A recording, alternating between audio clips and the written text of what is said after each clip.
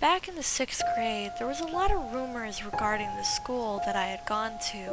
One of the more popular rumors being that the girls' locker room in the gymnasium was actually haunted by a little girl. This rumor was quite popular amongst the girls in the school. The rumor had gotten so popular that the girls of the school had even made up their own game revolving around it called the Lizzie Borden game. How the game is played is that you go into the darkest room of the locker room, that being the showers, and chant the infamous Lizzie Borden poem. You know the one. Lizzie Borden had an axe and gave her mother 40 whacks. Once she saw what she had done, she gave her father 41. You're probably curious as to why Lizzie Borden. Well, the rumor had stated that the ghost was actually the ghost of Lizzie Borden herself, which didn't necessarily make sense, as we didn't live anywhere near Lizzie Borden's house. As a matter of fact, she didn't even live in the same state as us. But it was still a fun thing that people like to do to freak one another out. When I was a kid, I was very much into the supernatural. Heck, I still am to this very day. And even though everyone was making a game out of this rumor, I myself wanted to prove that these rumors were true. I wanted to see a ghost. I thought it was interesting. But of course, my natural fear of the dark prevented me from wandering into the showers by myself. So I did the next best thing and hit the Google. And sadly, nothing of note had ever come up from it other than how old the school actually was. It was quite an old school, old enough to definitely be haunted, but that wasn't the proof that I needed. However, as time went on, I eventually got bored of the rumor, much like a lot of the other kids did. And like what kids do, they just moved on to the next trending topic. I was quite disappointed to not really find anything of substance, but I just kind of shrugged it off and was like, you know what, it happens. It even happens in Ghost Adventures and Ghost Hunters and all those other ghost hunting shows. Sometimes you just don't find anything. The year continued on as normal, and the rumor would be brought back up every now and then, and a few more games of the Lizzie Borden game would still be played, but that was pretty much it. Everyone was pretty hush-hush about the rumors after a while. The end of the year rolled around, and the gym teacher was looking for volunteers to help clear out the girls' locker room.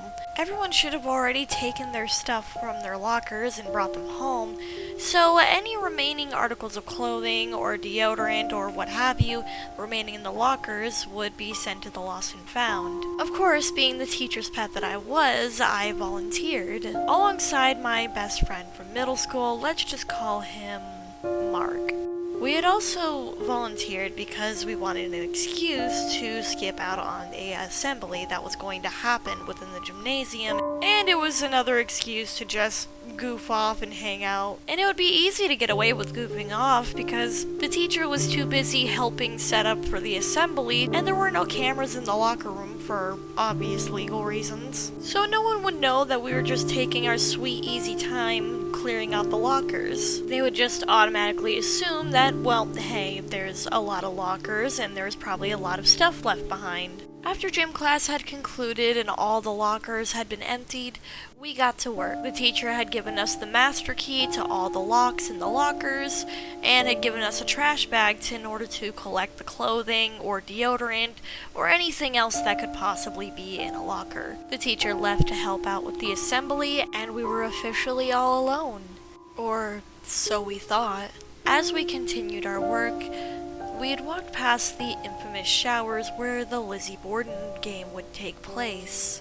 I was half tempted of going in and seeing if I could find anything spooky, but again, my fear of the dark was telling me hell no. Although, I did jokingly bring it up to Mark, which led us to start talking about the infamous rumor again. And like the dumb preteens we were, we started joking about the ghost, and even started taunting it. And if you know anything about spirits, you would know to never taunt a spirit. All was fine and dandy, we were laughing and enjoying ourselves. It wasn't until I had noticed something strange about the atmosphere. The locker room had gotten colder, and despite the fact that there were people in the gym next door moving bleachers around, There was an eerie silence that fell upon the locker room. But suddenly, the silence was broken by singing. It started off faint at first, but gradually it was getting louder and louder, as if whatever was singing was getting closer and closer to us. I looked over at Mark and thinking it was just him fucking with me, only to see the exact same expression of, "You gotta be fucking with me, right?" on Mark's face. No one else was in the lockers with us. We knew that for a fact. We would have seen someone enter or exit the locker room at any point. We would have heard the door open, or heard someone walking around, or even seen someone walking around. But there was no one else but us, and whatever was singing. It felt like we were standing there for hours, but it was only a minute. A minute of just singing. And suddenly, fight or flight instinct kicked in, and we immediately booked it for the door. We ran as fast as we could out of the locker rooms, across the gymnasium, and hopped onto the bleachers. We didn't even care about skipping the assembly anymore, so long as we were away from whatever that was. And that wouldn't be the last time we ever heard our singing ghost friend. The following year, during a school dance, we decided we had to go to the bathroom. So we went into the bathroom that was within the girls' locker room, and while we were in the stall, Mark piped up. Hey, Violet? Do you see that?"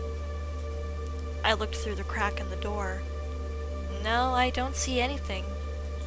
It looks like a little girl." I, for the life of me, just couldn't see anything.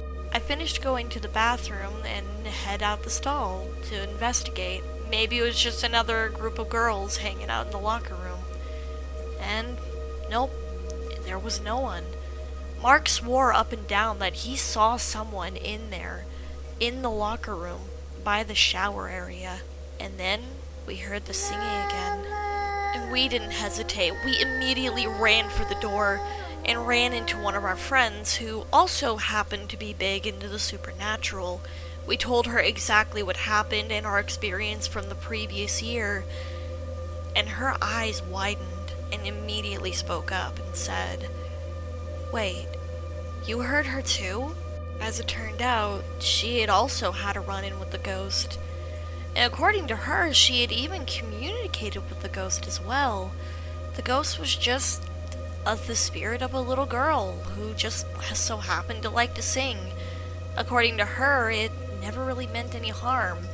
But even so, ever since then, I still made sure that I was not the last person to leave the girls' locker room after gym class.